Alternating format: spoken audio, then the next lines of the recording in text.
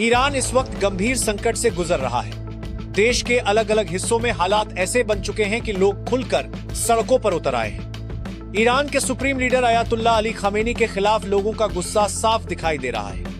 कई जगहों पर उनकी सहायता के साथ तस्वीरें जलाई जा रही हैं और नारे लगाए जा रहे हैं। सवाल यही है कि आखिर ईरान में ऐसा क्या हो गया कि लोग डर की दीवार तोड़कर खुला विरोध करने लगे और ये स्थिति आगे कहां तक जा सकती है।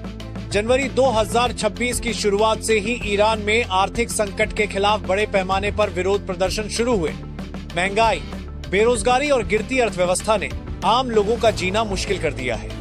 ईरानी मुद्रा रियाल की कीमत तेजी से गिर चुकी है, जिससे रोजमर्रा की चीजें आम लोगों की पहुंच से बाहर होती जा रही हैं। इसी गुस्से ने लोगों को सड़कों पर उतरने के लिए मजबूर कर दिया।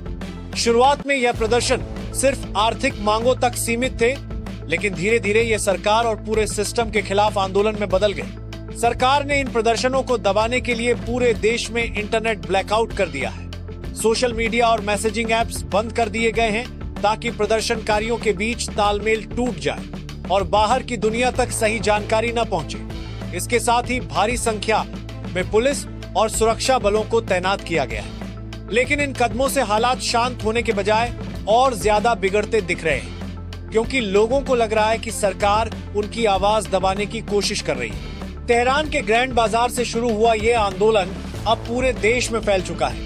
करीब 22 प्रांतों में 100 से ज्यादा विरोध प्रदर्शन दर्ज किए गए हैं। कई जगहों पर हिंसा की खबरें सामने आई हैं। सरकारी इमारतों, बैंकों और सरकारी मीडिया कार्यालयों में आगजनी की गई है। सुरक्षा बलों और प्रदर्शनकारियों के बीच झड़पें हो रही हैं। रिपोर्ट्स के मुताबिक अब तक 50 से ज्यादा प्रदर्शनकारियों की मौत हो चुकी है और सैकड़ों लोग घायल हुए हैं। ईरान के सुप्रीम लीडर खामेनी ने इन प्रदर्शनों को लेकर सख्त रुख अपनाया है। अपने भाषण में उन्होंने कहा कि सरकार किसी भी तरह की नरमी नहीं बरतेगी। उन्होंने प्रदर्शनकारियों पर आरोप लगाया कि वे विदेशी ताकतों, खासकर अमेरिका के इशारे पर काम कर रहे हैं। खामेनी के मुताबिक ये आंदोलन ईरान को अंदर से कमजोर करने की साजिश है। इसी बीच IRGC जैसी ताकतवर सैन्य इकाइयों को भी सड़कों पर उतारा गया है। अंतर्राष्ट्रीय स्तर पर भी यह मामला गर्म होता जा रहा है। अमेरिकी राष्ट्रपति डोनाल्ड ट्रंप ने प्रदर्शनकारियों का समर्थन करते हुए चेतावनी दी है कि अगर ईरान में ज्यादा सख्ती की गई तो अमेरिका कड़ी प्रतिक्रिया देगा। इजराइल ने भी इन प्रदर्शनों के समर्थन में बयान दिए हैं। इससे मिडिल ईस्ट में तनाव और बढ़ गया है। कई लोग तुलना कर रहे हैं कि क्या ईरान भी वेनेजुएला जैसी स्थिति में पहुंच सकता है। हालांकि विशेषज्ञ मानते हैं कि ईरान की स्थिति उससे काफी अलग है। ईरान अमेरिका के लिए लंबे समय से एक बड़ी चुनौती रहा है। उसका परमाणु कार्यक्रम, बैलिस्टिक मिसाइल क्षमता और हिजबुल्लाह व हूती जैसे प्रॉक्सी ग्रुप्स को समर्थन अमेरिका और उसके सहयोगियों के लिए खतरा माना जाता है। इसके अलावा ईरान हॉर्मुज़ जलडमरू मध्य पर प्रभाव रखता है, जहां से दुनिया का 20 से 30% कच्चा तेल गुजरता है। अगर यहाँ हालात बिगड़ते हैं तो इसका असर पूरी दुनिया की अर्थव्यवस्था पर पड़ेगा। भारत के लिए भी यह स्थिति चिंता का विषय है, क्योंकि भारत अपनी ज्यादातर तेल जरूरतें इसी रास्ते से पूरी करता है। अगर हॉर्मुज़ जलमरुमध्य बाधित होता है तो भारत में पेट्रोल और डीजल के दाम बढ़ सकते हैं। इसका सीधा असर आम लोगों की जेब पर पड़ेगा।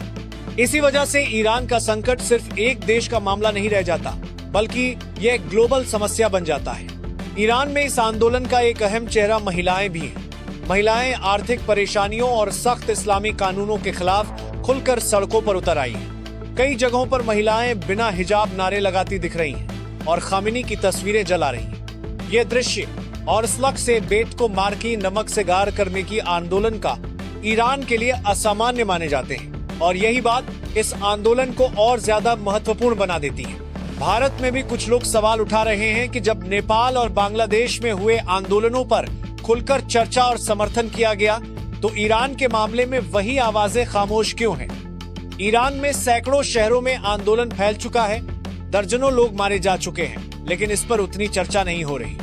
ये दोहरे मापदंडों की ओर इशारा करता है। कुल मिलाकर ईरान इस वक्त एक नाजुक मोड़ पर खड़ा है। सरकार सख्ती दिखा रही है, जनता गुस्से में है और दुनिया की नजरें इस पूरे घटनाक्रम पर टिकी है। आने वाले दिनों में ये साफ होगा कि ये आंदोलन कमजोर पड़ता है या और बड़ा रूप लेता है। लेकिन इतना तय है कि ईरान में जो हो रहा है उसका असर उसकी सीमाओं से कहीं आगे तक जाएगा।